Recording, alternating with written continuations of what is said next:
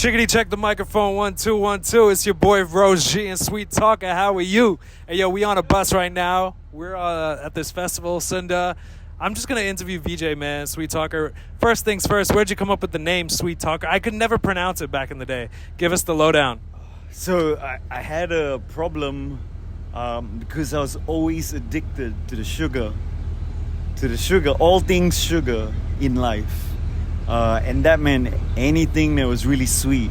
Not necessarily just food, but you know what I mean. I know what you mean. All the women, all the sweet honeys out there, you couldn't get your hands off. Did that ever, I guess that posed a problem for you? Is that why you gave yourself that name? Or you were just so into it, you're like, this is how I got to be known? Yeah, so I was on the verge of being diagnosed with diabetes. Because it became such a thing, like I couldn't live without it. It was like a daily affair. So much sugar in my life. And then, it became a problem. So I needed an outlet to spit it out. I needed to get it out of my mouth. And so then I started sweet talking. Then you started sweet talking. Yeah, I was going to ask, is that how you got diabetes? So, Vijay was walking around town with the lollipop in his mouth, some Chupa Chups, some Werthers, whatever you like. When I was a kid, I was chubby. Vijay, were you ever chubby, or are we strictly talking about women? I need to know. Well, I never was chubby. But, yeah, I just had this soft spot for sweetness, Like, I don't know how to explain. Like, it's people today are like really rough. Like you go out and everybody's like, swearing at each other, and like even when you're having a conversation and you could like use all kinds of words, but you would use swear words. Like rap is become really dirty, filthy, and like it's all swear words. So when you infuse some sweetness in your conversations, in your rhymes, in your day-to-day conversations, everything changes. It's just like a new dimension. A new dimension indeed. I'm just going to check if this is recording. This is amazing. I think this is definitely something I can use in my life. And this is really attributable to the lights just went off in this bus that we're in. To anything done in business and relationships as well. It's getting really sweet in here. It's just Vijay and I with the lights off in this empty bus because we left this festival and we have an hour, so we decided to record this podcast and we want to leave. And the bus, okay, he turned off the engine now, so we got some sound. So I actually never really put those things together, Vijay, because you're right. When I do talk to you, you are, again, no homo, because the lights are off. It's totally changed the dynamic of this interview. Romantic. It's really romantic. Yeah. So, Vijay, if I was... I'm holding his hand now. No, he's not. But, Vijay, if you were talking to Nika, for example, a real sweet, fun, sweet honey thing, wrapped in caramel, like Nika, who's this artist. We're going to tag her in this post, right? Yeah. Who's she dating? Saint Levant, yeah, we love you, bro, but you got a baddie or a sweetie. If you could, spit a couple of rhymes for Nika, just a freestyle, Sweet Talker. No, come on, you got to do it. No, we're not doing that. Why aren't we doing that? We got to tag her in this, and it's going to get like 1 million reshares and something. It's going to be great. She's caramel. She's beautiful, man. What would you say? You're the Sweet Talker, bro. That's a tough one, Is she too beautiful? Who would you rhyme to then? We got to find like the ultimate girl for you to sweet talk to. Because this whole interview now has been set up on the fact that you're the sweet talker. Right? So let me put it out there. Indian women. I did a rap for Ananya Pandey last year. It got like 300,000. Really? Yeah. Wow. About her show Call Me Bae, and then her mom essentially followed me. Wow. It was a big deal. Yeah. I should have gone to Mumbai and sweet talked her some more, but I didn't. I didn't have your game. No, but like I don't think it's really like about the rhymes. Like it's less and less about the rhymes, but it's more around the attitude. It's like when you have the attitude of sweetness and kindness and like this honey dripping out of your mouth, like everything then just gets a lot easier, because we're so used to this world that it's so aggressive, like everybody's trying to fight each other and like knock each other out. It's like a dog-eat-dog world. But then when you switch that and you change perspective, and you flip the script almost, like everything changes. Like it's a whole. You look at the world a lot differently. That's beautiful, man. I mean, in my own interviews in the past or whatever I'll do in the future, I've definitely tried to be very charismatic, sweet to a certain extent. But I will say, and I'm saying this on record, sometimes I'll interview somebody and I'm judging them. So do you judge people at all, or you're just so sweet and like? No, like I judge people all the time, but like the thing is, you can judge, but you don't have to say it, or even if you say it and speak your truth. But like you say it in a nice way, you can say it in a kind way, you can say it without hurting someone. You can just do it in a way that's a little bit more poetic. Like, write a song. You're upset, write a song. If you're pissed, write a song, and let it out. But don't hurt someone with your words. Like it's dangerous. Like we don't realize how potent all our words are. Like we're always like using them recklessly. We're saying things we don't mean. We're hurting each other. It's like dangerous. Like I think we live in a really dangerous world. You're so sweet, honestly. Because I thought this podcast was going to be us rapping to women and saying all sorts of nasty things, even though it's wrapped up in sweetness. And you've totally just gone on this like mental wellness, health tangent.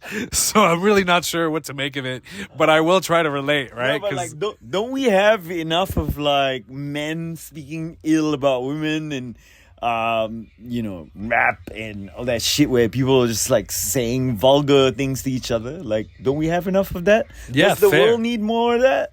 I mean, Candy Shop maybe could have been a song that you wrote. Yeah, that's a piece of art. That one. Yeah, Candy Shop. I'll take. We need to have a musical segue here. Otherwise, our audience will be like, "Are you interviewing Mahatma Gandhi? Like, what's going on?" How does the Candy Shop go again? Sing it for us. I can't remember. What? I'll take you to the candy shop. I can't remember. I'll let you. Oh, I see what you mean. Actually, there was a whole like genre based on Sweet Talker. Then, if you think about it, yeah, there was. I mean, you see how I set you up there? There's a like lick me like a lollipop. What else? What's the other? Shake that Laffy Taffy. I can't remember. Yeah, okay. No, but you know that song, Laffy Taffy, Well, Laffy Taffy, Lollipop, Candy Shop. What else? Wanksta is not. It's not. But those are like the top three. That's pretty bad. Yeah. Wow. Okay. So how did you learn that you were poetic? Okay, so you were eating too many sweet things. Yeah. And let's back up a bit. Is this like maybe your father spoke like this? Like what inspired this? No, actually, let me think about this. There wasn't like it wasn't like an event or anything specific. But what happened was I was probably like 18 or maybe I was 20 or so. And I was going to clubs a lot in Singapore, and I always hear this like dance music, club music, blah blah blah, drum and bass, house, whatever. And I was always like in the back. I would have been like standing or like dancing or whatever, but I always felt like I heard rhymes over stuff. Like I always felt like I heard voices over the beats, and then like I would almost be dancing and singing or rapping or whatever in my head, or like rhythmically trying to like match the beat in my head. And then one day I showed up and I was just like I knew one of the guys who's running this like small little dingy spot in Bugis, and then I said, hey, like, I have an idea, can I MC? He's like, yeah, sure, grab the mic. And he gave me the mic, and before you know it, it was just like going off. So like I did it for 2 hours, and everybody was like, oh my god, what did you just do? And then like I guess the guy was pretty impressed, and the next week he called me up and he's like, can you do the same thing you did last week, but this time we'll pay you? Amazing. Dollar bill, y'all. Yeah, that's a sweet story. It just kind of worked out, and it was a drum and bass thing, I remember, because it kind of worked then. And I was super obsessed with that growing up, so it was like emceeing the drum and bass music. And ever since I just evolved with that, like I then started liking Latin music, Afro music, house music, all kinds of stuff. And then I just like apply the same principles where what you want to be is just be rhythmically on time, always on time, and and just get a sense of the energy, the vibe, what people are doing, how they're feeling, see what people want to respond to, and then just try to find the right words to it. Or like sometimes it's even gibberish, but always hit the accents, always hit the rhythm, and always like be on time, and it works. Yeah, the main takeaway I got from that is essentially there's a kid out there who maybe not as talented as you, maybe didn't take that risk to ask the club manager whether he or she could MC or anything, right? Maybe there's somebody who wants to work in business development, whatever it is, start an app. What would you say to that person to take that risk? Yeah, I would say look at every moment as a fresh moment. It's like every day is a new beginning. You wake up, you're blessed with this journey called life. You have an opportunity. Just like if you want to do something, go do it. If you feel like making something, go do it. If you if you have an idea in the back of your head and you think no one's done it before, go do it. Because if you don't do it, nobody else will. And it's like everybody living out here in this lifetime, it's a miracle like that we're all alive at this moment in time. And just use that moment in time to build your own thing. Like be who you want to be. Like live your life, and just do it. Yeah, just do it. Be sweet. I feel like I've heard you. We recorded this video of you in Dubai as well. But I feel like you and I have to do this more. And I'll say that on record and upload this and release this. Because I also have that kind of inclination in life, that people should feel motivated and empowered. And I think you speak about that. So yeah, any final words, man, other than that? I would just say that there's a lot of unknown out there, but that's also the great unknown is actually where you have your first opportunity. Because if you knew everything and everything was so certain, there's no space for brand new. And what you want to do is you want to tap into that unknown and like venture deep into it and build something brand new, because that's where opportunity lies. That's where you can see a future in doing anything in life. That's beautiful, man. I'm going to call this venturing into the unknown. I'm going to slap on like a picture of space on it. I was on Instagram, essentially dead scrolling. And before we let this one end, I'll ask you a question about that as well. It's so beautiful, right? It was essentially about this. It was an image of space and like the cosmos and like all the 7 planets and stuff. And it was like, and we met, so even us being in this time and space, again, no homo, is like awesome that we can do this, record this with technology and let the world know, and whoever listens to it hopefully feels inspired. How do you every day kind of, I'm a sucker for Instagram. I don't know how else to say it. I'm a doom scroller. I'm on there and I'm just looking at things and there's so much content, but in order to execute, and especially you being a producer, to make something come to life, an idea, a show, a song, like I asked you just now, you just like uploaded these songs. It's amazing to do these gigs, to ask the bar manager, how do you essentially get out of the funk of being you understand what I'm trying to say, being a procrastinating, I don't want to use the word idiot, but how do you get out of the funk of procrastinating? Yeah, how do you get out of that laziness and do things? Because I'm sure a lot of people have ideas, but they don't have that motivation. What's the reward also? Is it venturing? That was a lot of questions there. What motivates you to execute? I think for me it's always this like the thrill of seeking the unknown, this like seeing that an opportunity might exist.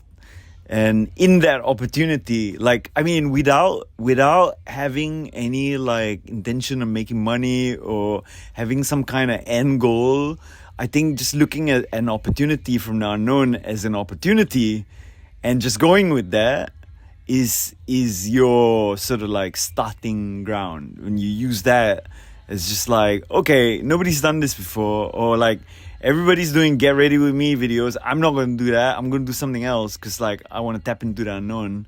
And that's kind of what will provide you the direction to build your own path.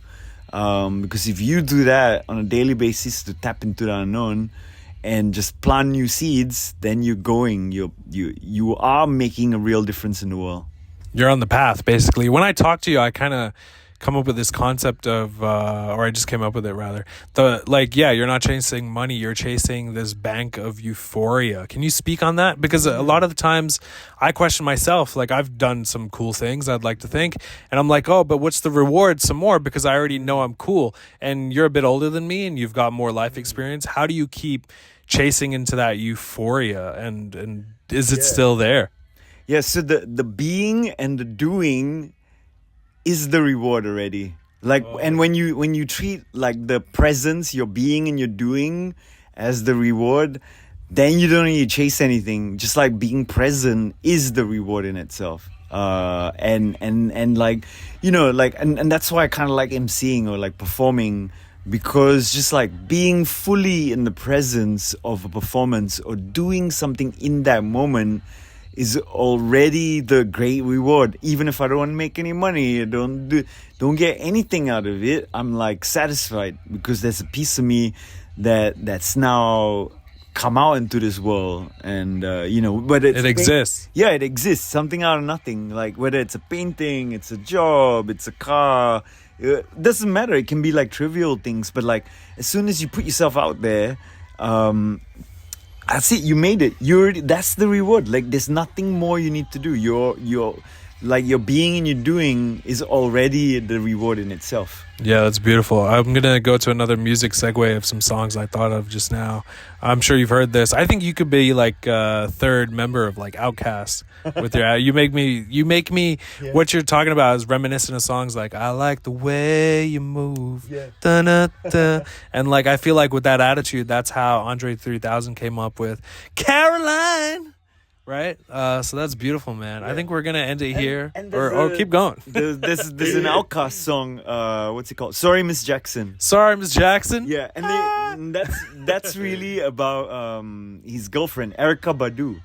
Oh wow! He used to go to Erykah Badu's mom's place. That's when they were first dating, right? So I didn't know that. And I think when they broke up, it was like something like "Sorry, Miss Jackson." So it was just a song to her mom. Yeah, you know what I mean? Yeah. It can be something as simple as that. It's like, go out, live your day-to-day life. Something happens to you, just write a song about it. Like You're allowed to say sorry. Yeah. You broke up with your girlfriend and you want to apologize to her mom. Just write a song. You wanna, your dog died. Just write a song. Just like express yourself. Somebody's gonna pick up on it. And we all live on this frequency where we appreciate each other's vibrations. So when you write a song, something that happened to you probably happened to someone else too in some different kind of context. But when they hear your song, they realize like, hey, you know why I feel this song is because the words speak to me, because something similar might have happened to them, or like they feel that the song touches them, even though the whole context is completely different or a different part of the world. That's why music's timeless and universal. I need to find Erykah Badu and write a hit. Like, I feel like she's inspired a lot of like rap. You know, I never knew a la like this. Didn't Common date Erykah Badu? Do you know this? I think so. Yeah, maybe. Yeah, maybe. She's one of them ones. Okay. Yeah. Now the driver in the bus is playing a song that's pretty loud. I don't know what it is. Let's hear it. No. He said no. As soon as Vijay said, "Let's hear it," the driver said, No. But okay, he's playing it again. Yo, I think you and I need to do this more often. We need to upload these podcasts, let the world hear them. Yeah. Again, you got to execute, share. I'm going to take it out. Frankly, I really don't like this track. The one that the driver's playing. So we're going to play some Miss Jackson. If you're out there listening, do what you love what you do, and that's it. Peace. You want any last words? Sweet always. Ooh, sweet always. All right, put a cherry on it. Peace.